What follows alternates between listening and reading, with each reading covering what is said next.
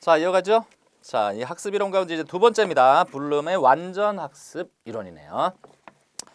자, 우선 개념부터 한번 가보죠. 1번. 블룸은 캐롤의 영향을 받은 것 외에 교육 목표 분류학, 인간 특성과 학습, 학교 학습, 교육 평가에 대한 자신의 이론을 토대로 해서 이 독자적인 학습 이론을 만들어내죠. 구축하였다 이랬어요. 앞서 그 캐롤 거 보셨습니다만 캐롤 거는 뭐 제가 암기하라는 거 위주로 좀 암기를 해주시면 되겠고 일단 필요량하고 본인이 투입한 양하고의 관계였다 이렇게 보시면 되겠죠. 자, 그다음 넘어가서 자, 상호 관련 변이했습니다. 자, 성취해야 할 학습의 기본적인 선행 요건을 이미 학습한 정도가 어느 정도냐, 그죠? 인지적인 투입의 정도. 그다음, 자, 학생의 학습 과정에 참여하려고 동기화된 정도예요. 그래서 정의적 투입 행동. 그다음, 제공될 수업이 학습자에게 적절한가 해서 수업의 질 해가지고 세 가지가 상호 관련되는 변인들이다 이거죠. 변수들. 자, 3번 학습 과제를 중심으로 하여 인지적인 투입 행동 위에 보신 거예요. 적절한 투입 행동. 그다음에 수업의 질이 상호 관련되어 있다. 자, 이렇게 관련돼 있다라는 것 정도만 뭐 가볍게 보시면 되겠고. 자, 세 번째입니다. 이어서 브루너의 교수 이론입니다. 브루너.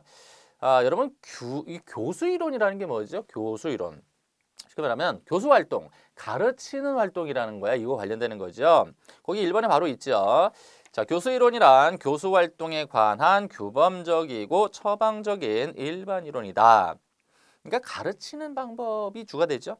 학생에게 가르치는 요령을 시사해주는 세부적인 지침, 세부적인 디테일한 것보다는 학습을 촉진하기 위해 따라야 할 일반적인 방법상의 지침이라고 할 수 있다. 그래서 보통 이제 교수법 그러는 거예요. 어떤 식으로 가르칠 것이냐의 문제죠. 자, 주요 개념.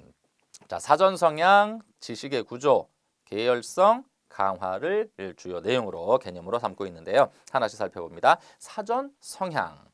학생들의 학습 의욕이나 동기와 관련된 문제라고 할 수 있다. 학생들에게 학습하고자 하는 의욕이 생기고 계속 유지되고 방향감을 주기 위해 어떻게 해야 할 것인가에 해당한다. 그러니까 어떻게 하면 동기를 유발할 것인가의 문제인 것이죠. 다음 두 번째, 지식의 구조입니다. 각 학문이나 교과의 기저를 이루는 핵심적 아이디어 내지 개념이나 원리를 의미한다. 지식의 구조는 각 학문의 골격이라는 점에서 경제성을, 응용력이 높다는 점에서 생성력을, 동작성, 영상적, 상징적 표현이 가능하다는 점에서 표현 방식의 특성을 지니고 있습니다. 특징. 자, 그다음 계열성. 학생들이 학습 내용을 이해하는 데 도움이 되도록 학습 과제를 지시하는 순서의 원리를 말한다. 자, 탐구 경향을 자극하기 위해 적절한 수준의 불확실성이 유지되도록 하는 것과도 관련이 있다. 다음 강화. 교수 이론에서 강화는 보상이나 벌의 문제와 관련이 있다.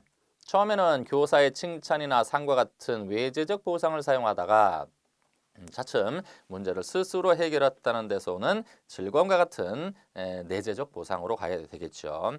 또 어떤 행위가 끝났을 때 바로 주는 즉각적 보상으로부터 차츰 얼마 후에 주게 되는 유예된 보상으로 바꾸어가는 것이 효과적이다. 자, 이런 내용들 어렵지 않으니까 여러분 확인해 보시고요. 자, 브루너의 교수 가르치는 방법과 관련되는 내용들 보신 거예요.